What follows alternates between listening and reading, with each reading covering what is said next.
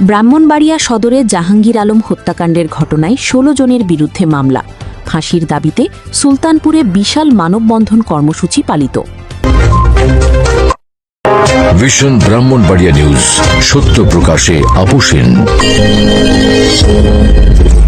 শুনছিলেন সংবাদ শিরোনাম, এখন শুনুন বিস্তারিত সংবাদ। ব্রাহ্মণবাড়িয়া সদর উপজেলার সুলতানপুরে পূর্ব শত্রুতার জেরে জাহাঙ্গীর আলম নামের এক ব্যক্তিকে পিটিয়ে ও কুপিয়ে হত্যার ঘটনায় ১৬ জনের নাম উল্লেখসহ অজ্ঞাতনামা আরও ১০ জনকে আসামি করে মামলা দায়ের করা হয়েছে। নিহতের স্ত্রী রহিমা খাতুন বাদী হয়ে ব্রাহ্মণবাড়িয়া সদর মডেল থানায় এই হত্যা মামলাটি দায়ের করেন। মামলার প্রধান আসামিসহ ২ জনকে ইতিমধ্যে গ্রেফতার করেছে পুলিশ। এদিকে এই নৃশংস হত্যাকাণ্ডের প্রতিবাদে এবং খুনিদের ফাঁসির দাবিতে আজ বিকেলে সুলতানপুর চৌমুহনীতে এক বিশাল বিক্ষোভ মিছিল ও মানববন্ধন কর্মসূচি পালন করেছে এলাকাবাসী। পুলিশ ও এজাহার সূত্রে জানা যায়, গত ১৫ই জুন বিকেল আনুমানিক ৪টার দিকে সুলতানপুর গ্রামের আলম মিয়ার বসতবাড়ির সামনের পাকা রাস্তার উপর পূর্ব পরিকল্পিতভাবে দেশীয় অস্ত্রে সজ্জিত হয়ে জাহাঙ্গীর আলমের উপর হামলা চালায় একই এলাকার নাসির মিয়া, খন্টু ও শিপন সহ একদল দাঙ্গাবাজ।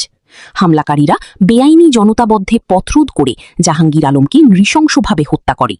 এ সময় তাকে বাঁচাতে এলে নার্গিস বেগম, মুর্শিদা বেগম, আকরাম ও শাহিন মিয়া সহ আরও অন্তত ৭ জন গুরুতর জখম হন।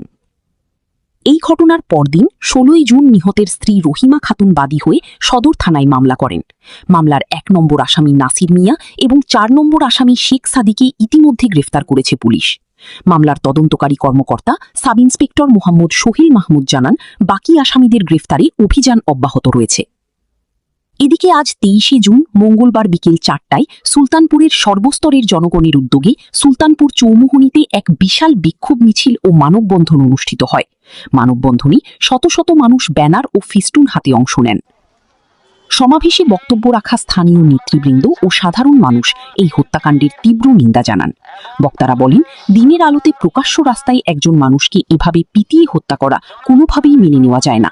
তারা অবিলম্বে পলাতক আসামিদের গ্রেফতার করে আইনের আওতায় আনার জোর দাবি জানান। একই সাথে এই জঘন্য হত্যাকাণ্ডের সাথে জড়িত মূল অপরাধীদের সর্বোচ্চ শাস্তি অর্থাৎ ফাঁসির দাবি জানান প্রশাসন ও সরকারের কাছে। আমি মরহুম জাহাঙ্গীর আলম সাহেবের বড় সন্তান। আমি আমার বাবার হত্যার বিচার চাই। তারা সবাই পরিকল্পিতভাবে আমার বাবাকে নিয়ে হত্যা করেছে। আমার বাবা একজন বিশিষ্ট সমাজসেবক এবং বিএনপি শ্রমিক দলের নেতা ছিলেন। আমি সরকারের কাছে অকুল আবেদন জানাইতেছি যে আপনার দলের কর্মী হিসাবে আমার বাবার হত্যার বিচার করে সর্বোচ্চ শাস্তি আমি বিচার চাই। সর্বোচ্চ শাস্তি হচ্ছে আমি ওদের ফাঁসি চাই। আমি ওদের সবাইকে সরকারের সহযোগিতা চাই, আমরা ওর ফাঁসি চাই, আমরা সকল খুনিদের ফাঁসি চাই।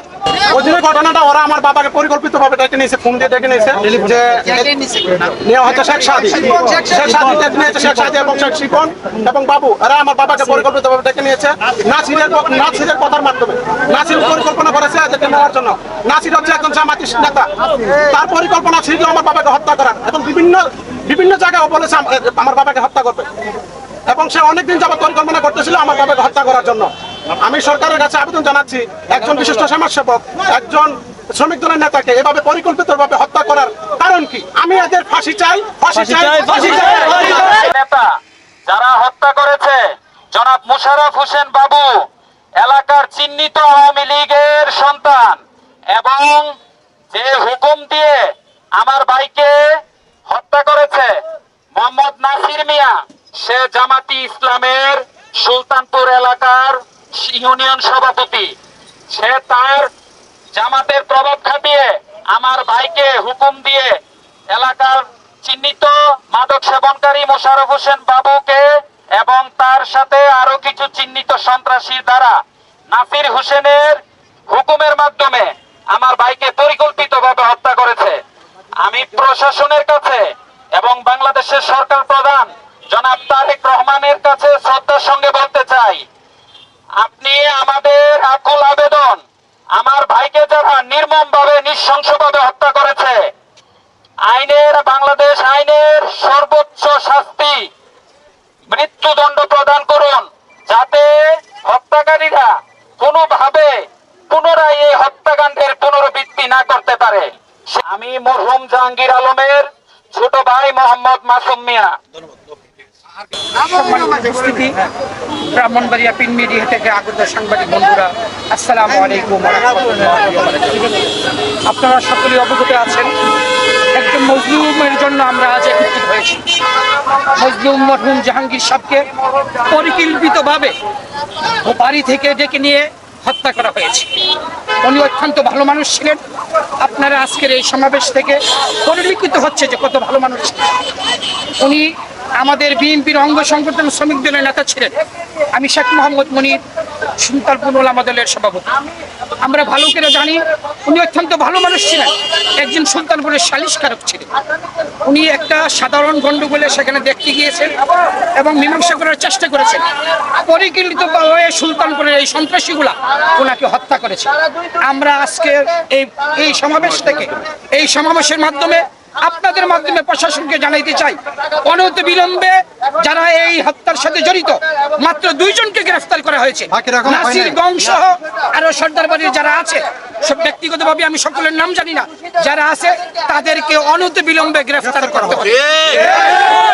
সুলতানপুরের রাজপথ, সুলতানপুরবাসী ইনশাআল্লাহ অল্প দিনের ভিতর আমরা তার তীব্র প্রতিবাদ জানাবো এবং বিশাল সমাবেশ করে এই রাজপথ বন্ধ করে দিব।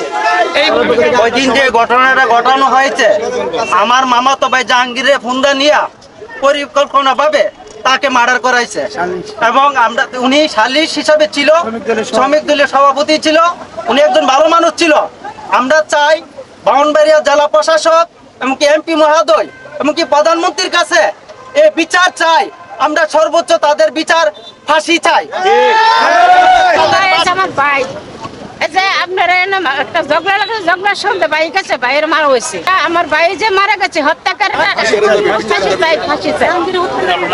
আমার নাম নাসির বাবু, শিপন, শেখ সাদি, আলম, এরা বলকুল বাবা আমার বাইরে ইয়ান থেকে মুড়ির থেকে ফোন করে নিছে, একটা যাই জামা লইছে, এটা আমরা দেখিয়ে দিই নিয়ে আসি আমার বাইরে এবার মারছে। বাবু হইলো আপনার মাদক ব্যবসা করে, মাদক খা। এরপরে আপনার 8-10টা মামলা আছে আওয়ামী লীগের আমলে, এমনের 20-22টা মামলা বাইরে বাইরে থাকে। এরপরে করে ছাত্রলীগ করতো।